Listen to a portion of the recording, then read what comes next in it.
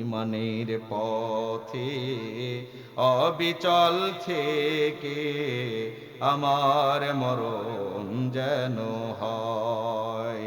ইমানের পথে অবিচল থেকে আমার মরণ যেন হয়। তোমারই কাছে মিনতি আমার, তোমারই কাছে মিনতি আমার, মহামহিম দয়াময়। ইমানের পথে অবিচল থেকে আমার মরণ যেন হয়। সবাই বলেন আমিন। আল্লাহর হাবিব সাল্লাল্লাহু আলাইহি সাল্লাম বলেন, মুসনাদে আহমদ শরীফের হাদিস, ইজা সাল্লাতিল মারআতু খামসাতা ওয়া সামাত শাহরাহা ওয়া হাফিজাত ফারজাহা ওয়া আতাআত যাওজাহা ক্বিলা লাহা দুখুলিল জান্নাহ মিন আইয়ি আবওয়াবিল জান্নাহ। রাহু মুসনাদে আহমদ থেকে বর্ণিত। আল্লাহর হাবিব বলেন, ইজা সাল্লাত আল মারআতু খামসা, যদি কোন নারী আল মারআতু খামসা ওয়া সামাত শাহরাহা, যদি কোন নারী খামসা 5 ওয়াক্ত নামাজ ঠিকমতো আদায় করে, যদি কোন নারী ইজা সাল্লাতিল মারআ, সাল্লাত মানে আদায় করে, নামাজ আদায় করে, আল মারআ কোন নারী খামসা 5 ওয়াক্ত নামাজ আদায় করে, এরপরে সামাত শাহরাহা এবং রমজান মাসের রোজা রাখে। কয়টা বললাম? 2টা। যদি কোন নারী 5 ওয়াক্ত নামাজ আদায় করে, সামাত শাহরাহা এবং রমজান মাসের রোজা রাখে, ওয়া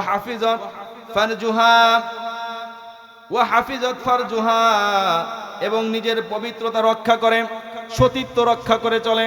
কয়টা হলো? 3টা হলো। 5 ওয়াক্ত নামাজ, রমজান মাসের রোজা, সতীত্বের হেফাজত, লজ্জাস্থানের হেফাজত। এরপরে ওয়া আতাআত যাওজাহার, তার স্বামীর যদি আনুগত্য করে। কয়টা হলো? 4টা হলো। তার স্বামীর যদি আনুগত্য করে, তাহলে ক্বিলা লাহা, তাদেরকে বলা হবে উদখুলিল জান্নাহ, তোমরা জান্নাতের মধ্যে প্রবেশ করো। কে বলবেন? আল্লাহ বলবেন যে 4টা কাজ যদি কোনো নারী করে, বলবেন তোমরা জান্নাতের মধ্যে প্রবেশ করো, কোনো বাধা নাই। মিন আইয়ি আবওয়াবিল জান্নাহ শিইতি, যে কোনো জান্নাতের দরজা দিয়ে প্রবেশ করতে যাও, উন্মুক্ত, সব দরজা উন্মুক্ত। মা বোনেরা, এই 4টা কাজ যদি করতে পারেন, আল্লাহ রাব্বুল আলামিনের হাবিব বলছেন যে 4টা কাজ যদি করো, তাহলে আল্লাহ সরাসরি জান্নাতে দিয়ে দিবেন। জান্নাতের যে কোনো দরজা দিয়ে প্রবেশ করতে চাও, সেই দরজা দিয়েই প্রবেশ করতে পারবে। পুরুষ ভাইয়েরা, এখন দেখা যায় আমরা আমাদের অনেকের স্ত্রীর কথা শোনে না। আমরা চাই একটা সুন্দর পরিবেশ, সুন্দর একটা কাপল চাই, সুন্দর একটা জুটি চাই। স্বামী স্ত্রীর মধ্যে মহাব্বত তৈরি করে দিয়েছেন কে? স্বামী আহার স্ত্রী বানাইছে কোন মিস্ত্রি, সে বড় আজব কারিগর মনরে, সে বড় কঠিন কারিগর। কে বানিয়েছেন? আল্লাহ স্বামী আর স্ত্রীকে বানিয়েছেন, তাদেরকে মহাব্বতের সাথে রাখবেন। আল্লাহ রাব্বুল আলামিন বলেন, ওয়াআশিরুহুন্না বিল মা'রুফ, তোমরা তাদের সাথে সৎভাবে জীবন যাপন করো। স্বামী স্ত্রী তোমরা দুজনে সৎভাবে জীবন যাপন করো। অনেক সময় স্ত্রী কথা শোনে না, অনেক খাট্টার স্বামী আছে, স্ত্রীদেরকে প্রহার করে, আছে না নাই? এরকম অনেক স্বামী আছে, স্ত্রীদেরকে মারধর করে। ভাইরা খেয়াল করেন, ভালো করে শোনেন, স্ত্রীদের কি মারা যাবে? ওরা কি মারার জিনিস? এই স্ত্রী যদি রাগ করে, আপনাদের উপায় আছে। এই স্ত্রী কত সুন্দর করে আপনাকে ভাত রান্না করে দেয়, আপনার সন্তানদেরকে মানুষ করার জন্য কত বড় ভূমিকা পালন করছে। দিনের পর দিন, রাতের পর রাত তারা কষ্ট করে আপনার সন্তানদেরকে লালন পালন করছে, আপনার খেদমত করছে। আর এই স্ত্রীকে আপনি মারবেন, সামান্য ভুলের কারণে মারবেন? একটুতে আপনি চটে যাচ্ছেন, রেগে যাচ্ছেন, রাগারাগি করা যাবে না, রাগ করা যাবে না। বিশ্বনবী মুহাম্মদ রাসূলুল্লাহ সাল্লাল্লাহু আলাইহি সাল্লাম স্ত্রীদেরকে অনেক বেশি ভালোবাসতেন, অনেক বেশি ভালোবাসতেন। তার জীবনী ফলো করেন, কোরআন ফলো করেন। দেখেন কোরআনের মধ্যে আল্লাহ রাব্বুল আলামিন এই স্ত্রীদের সাথে কেমন ব্যবহার হবে, স্ত্রীদের কিরকম ভাবে রাখতে হবে, সমস্ত বিষয়ে ডিটেলস বর্ণনা করেছেন। রুকুর পর রুকু অনেক আয়াত কারিমা আল্লাহ রাব্বুল আলামিন নাযিল করেছেন। স্ত্রী যদি কথা না শোনে তাহলে কেমন আচরণ করতে হবে সেই কথাও রব্বুল আলামিন সূরা নিসার 34 নম্বর আয়াতে জানিয়ে দিলেন ওয়াল্লাতী তাখাফুনা নুশুযাহুন্না فعظوهن واهجروهن في المضاجع واضربوهن فإن أطعنكم فلا تبغوا عليهن سبيلا الله أكبر আল্লাহ রাব্বুল আলামিন সেটাও জানিয়ে দিলেন আল্লাহ রাব্বুল আলামিন জানেন ওয়াল্লাতী তাখাফুনা নুশুযাহুন্না ওয়াল্লাতী তাখাফুনা আর তোমরা যে সমস্ত নারীর অবাধ্য হওয়ার আশঙ্কা করো যেই সমস্ত নারী যেই সমস্ত স্ত্রীদেরকে অবাধ্য হওয়ার আশঙ্কা করো যে আমার কথা শুনছে না অবাধ্য হচ্ছে তখন তোমাদের করণীয় কি আমরা কি করব হাইলা নড়িদা পিটানি নাকি আল্লাহ কি সেটা বলছেন যে স্ত্রী কথা শুনছে না লাঠি দা পিটাও এটা বলছেন কি বলছেন দেখেন প্রথমে বলছেন কি করতে হবে তাখাফুনা নুশুযাহুন্না তাদেরকে বুঝাতে চেষ্টা করতে হবে তাদেরকে বুঝাও ফাইদুহুন্না সদ উপদেশ দাও তাদেরকে ভালো করে বোঝানোর চেষ্টা করো এতেও যদি কাজ না হয় তাহলে কি করতে হবে তাদের শয়নের বিছানা আলাদা করে দিতে হবে শয়নের বিছানা শোয়ার বিছানা আলাদা করে দিতে হবে না তুমি আমার কথা শুনছো না আমার সাথে খারাপ ব্যবহার করছো তোমার কাছে আর থাকা যাবে না ওদের বিছানা আলাদা আপনার বিছানা আলাদা এখন স্ত্রীকে যদি আরেক বিছানায় রাখেন আপনি যদি আরেক বিছানায় থাকেন তাহলে শীতের রাত স্ত্রীর ঘুম ধরবে যদি সত্যি প্রকৃতপক্ষে সে স্বামীকে ভালোবেসে থাকে স্ত্রীরা আসলে স্বামীকে অনেক ভালোবাসে কিন্তু স্বামীরা বুঝতে পারে না মেয়েদের ভালোবাসা একেবারে কঠিন ভালোবাসা হৃদয়ের ভালোবাসা এই স্ত্রী মানে স্বামীরা বুঝতে পারে না আসলে স্ত্রীরা এত ভালোবাসে আপনাদের বুঝতেই পারবেন না আপনি যে এত ভালোবাসে তো ওই স্ত্রীদের যখন বিছানা আলাদা করে দেন আল্লাহ বলছেন তাদের প্রথমে বুঝাও উপদেশ দাও তারপরে তা যদি না হয় তাহলে তাদের শোয়ার বিছানা আলাদা করে দাও আর এতেও যদি কাজ না হয় ওয়াজরিবুহুন্না তাদেরকে সুন্দরভাবে আস্তে করে মৃদুভাবে আঘাত করো এরকম দুইটা পন্থা অবলম্বন করলেন কয়েকটা পন্থা অবলম্বন করলেন যে তাদেরকে উপদেশ দিলেন তারা বুঝলো না শয়নের বিছানা আলাদা করে দিলেন বুঝলো না তারপরেও হলো না শেষ পর্যন্ত সামান্য আঘাত করার জন্য বলা হয়েছে কি করার জন্য সামান্য আঘাত করার জন্য বলা হয়েছে মুখে মারা যাবে না স্পর্শকাতর জায়গায় মারা যাবে না মারবেন একেবারে পায়ের নিচে একটু হালকা জায়গায় তা মারতে হবে আঘাত লাঠি দিয়ে কতটুক দিয়ে তো এরকম ভাবে প্রহার করতে হবে এটা কি আসলে ব্যথা পাওয়া যাবে ব্যথা পাওয়া যাবে না কেমন তারা যদি অনুগত হয়ে যায় ফাইন আতা'নাকুম ফালা তাবগু আলাইহিন্না সাবিলা অতঃপর যদি তারা তোমাদের অনুগত হয়ে যায় তাহলে তাদের উপর নির্যাতন চালাবার অজুহাত তালাশ করো না তারা যদি অনুগত হয়ে যায় তাদের আর কোনো খুঁটা না তার খুঁটা বাইর করো না যে এই সুতা ধরে আবার মারবে বা এই সুতা ধরে তাদেরকে বাড়ি থেকে বের করে দিবা এরকম ঘিন্ন পন্থা যেন অবলম্বন না করো এই দিকে আল্লাহ রাব্বুল আলামিন বলছেন আর আরো আল্লাহ রাব্বুল আলামিন বলছেন যে যদি এরকম মিল মোহাব্বত হচ্ছেই না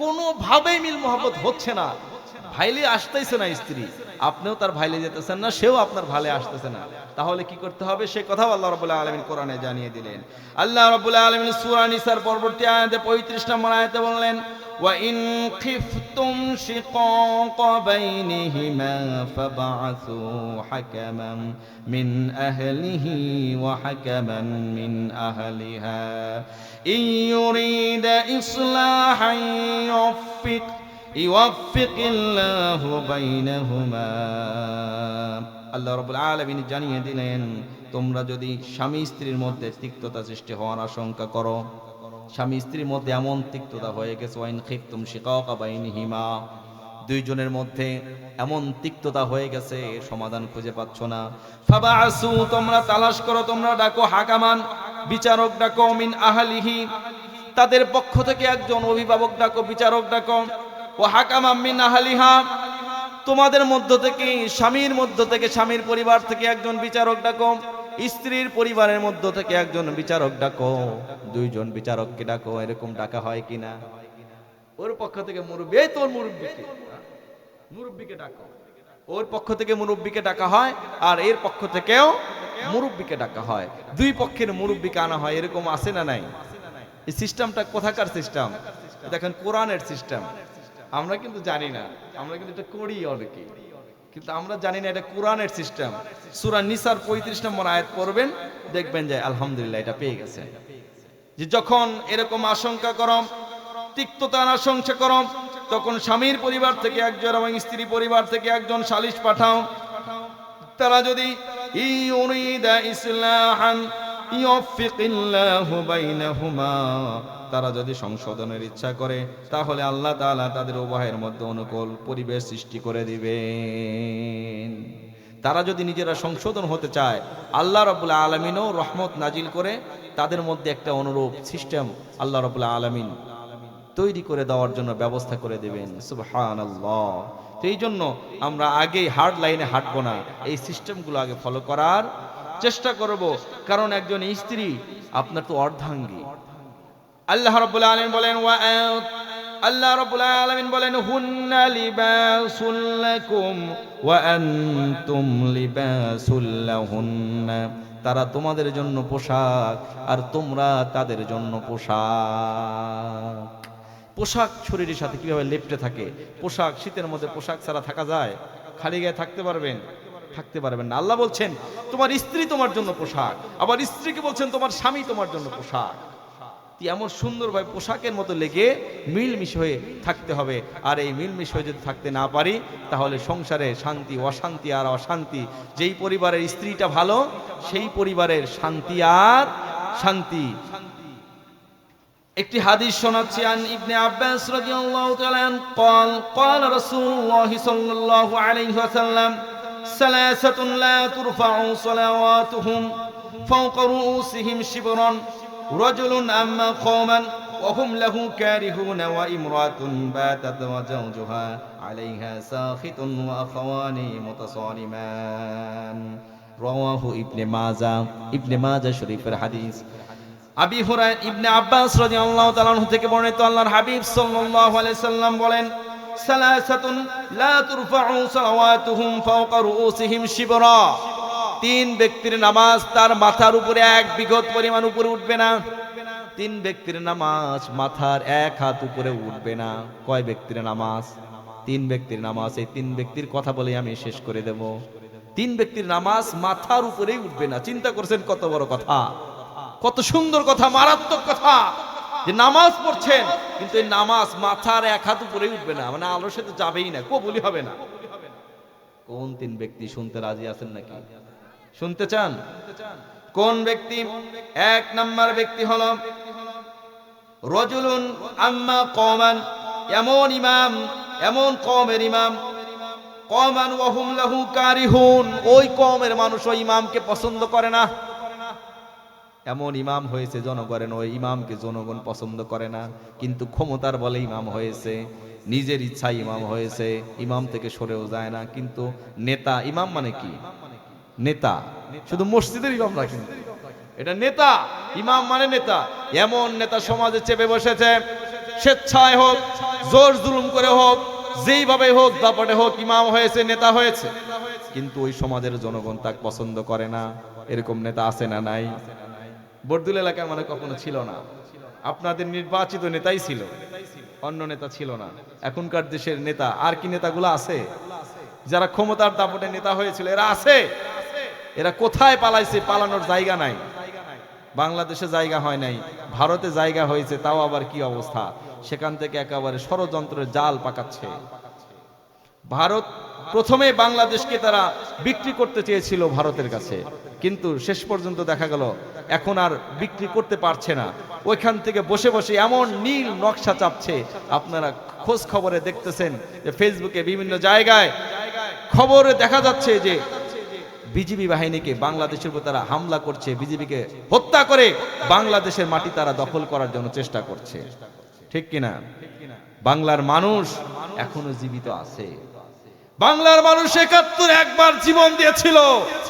এই স্বাধীন সার্বভৌম বাংলাদেশের জন্য তারা জীবন দিয়ে এই বাংলাদেশের স্বাধীনতা তারা রক্ষা করেছিল।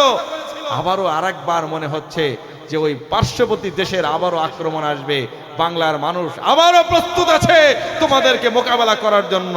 কথা বলেন ঠিক কিনা? যদি আবার ওই বাংলাদেশকে আক্রমণ করা হয়, আবার যদি আমার স্বাধীন সার্বভৌম বাংলাদেশকে আবার যদি তোমরা আক্রমণ করতে চাও, আমাদের বাংলাদেশকে যদি আবারও তোমরা নিয়ে নিতে চাও, বাংলার একটা মুসলমানের এক বিন্দু রক্ত শরীরে থাকতে তারা এটা মেনে নেবে না। ঠিক কিনা? প্রিয় ভাইরা, আপনারা কি বাংলাদেশের জন্য লড়তে রাজি আছেন না নাই? কারা কারা বাংলাদেশকে রক্ষা করার জন্য নিজেদের তাজা প্রাণ দেওয়ার জন্য রাজি আছেন? তো হাত উঁচু করে দেখান। নারায়ে তাকবীর, নারায়ে তাকবীর। আল কোরআনের আলো, আল হাদিসের আলো, নারায়ে তাকবীর। বিশ্বনবী মুহাম্মদ সাল্লাল্লাহু আলাইহি ওয়াসাল্লাম জানালেন, যেরকম যেই নেতা মানুষ পছন্দ করে না কিন্তু জনগণের উপরে চেপে বসেছে, এইরকম নেতার নামাজ মাথার এক হাত উপরে উঠবে না। এরকম নেতার নামাজ মাথার এক বিঘত পরিমাণে এক হাত উপরেও উঠবে না। এরপরে ২ নাম্বার ব্যক্তি হলো ওয়া ইমরাতুন বাতাত জাওজুহা আলাইহা। বলা হচ্ছে এমন মহিলা, এমন স্ত্রী, যে স্ত্রীর স্বামী তার প্রতি অসন্তুষ্ট, স্বামী তার উপরে সন্তুষ্ট না, এমন আচরণ করছে স্ত্রী, যে স্ত্রীর প্রতি স্বামী সন্তুষ্ট হচ্ছে না। এমন সময় স্ত্রী রাত্রি যাপন করছে, তার স্বামী আহারের স্বামী বেচারা কেমন কথা বলছে। স্বামী এত কষ্ট করেছে, সারাদিন পরিশ্রম করে খাটনি করে এসেছে, বাড়িতে একটু শান্তিতে একটু ভাত খাবে, একটু সুন্দর মুআলাকা করবে, স্ত্রীর সাথে সুন্দর কথা বলবে, মিষ্টি হাসি দিয়ে স্ত্রী স্বামীর মনকে শীতল করে দেবে। স্ত্রীর চেহারা দেখে স্বামীর হৃদয়টা কলিজাটা ঠান্ডা হয়ে যাবে। বরং সেটা না করে স্ত্রী এমন আচরণ করেছে, স্বামী বেচারা মনটা খারাপ হয়েছে, মনটা ভেঙে গেছে। স্ত্রীর কর্কশ ব্যবহার স্বামীকে এত আঘাত করেছে যে সারা রাত্রিতে স্বামীর মনে শুধু কষ্ট আর কষ্টই হয়েছে। এরকম অবস্থায় স্ত্রী রাত্রি যাপন করছে, রাত অতিবাহিত করছে, যে এই রাত্রিতে সারা রাত স্বামীর সাথে তার সম্পর্ক বিনষ্ট হয়েছে, স্বামী অসন্তুষ্ট হয়ে আছে, কিন্তু স্ত্রী তার ভ্রুক্ষেপ করছে না। এরকম স্ত্রীর কথা বলা হয়েছে যে এইরকম স্ত্রীর নামাজ মাথার এক হাত উপরে উঠবে না। স্ত্রীরা সাবধান, স্বামীর বেশি বেশি খেদমত করো। আবার স্বামীরাও আবার এর জন্য হাসেন না, আপনাদেরও স্ত্রীদের হক আদায় করতে হবে, নইলে আপনাদেরও কাঠগড়ায় দাঁড়াতে হবে। তো ২ নাম্বার ব্যক্তি বললাম যে ওরকম স্ত্রীর কথা বললাম, তাদের নামাজ মাথার এক হাত উপরে উঠবে না। ৩ নাম্বার ব্যক্তি হলো ওয়া খাওয়ানি মুতাসারিমানি। এমন দুই ভাইয়ের মধ্যে সম্পর্ক বিনষ্ট হয়েছে, সামান্য বিষয় নিয়ে 2টা ভাইয়ের মধ্যে দ্বন্দ্ব হয়েছে, যে দ্বন্দ্ব হওয়ার কারণে মিল মোহাব্বত নষ্ট হয়ে গেছে। এমন 2টি ব্যক্তি, 2জন দিনী ভাই হোক আর আপন ভাই হোক, এই 2 ভাইয়ের মধ্যে ঝগড়াঝাটি হয়েছে, মিলিত হয় নাই, তাদের মন মালিন্য দূর হয় নাই। এরকম 2 ভাই যতক্ষণ পর্যন্ত মন মালিন্য থাকবে, এতক্ষণ পর্যন্ত ওই ব্যক্তিদের নামাজ মাথার এক হাত উপরে উঠবে না।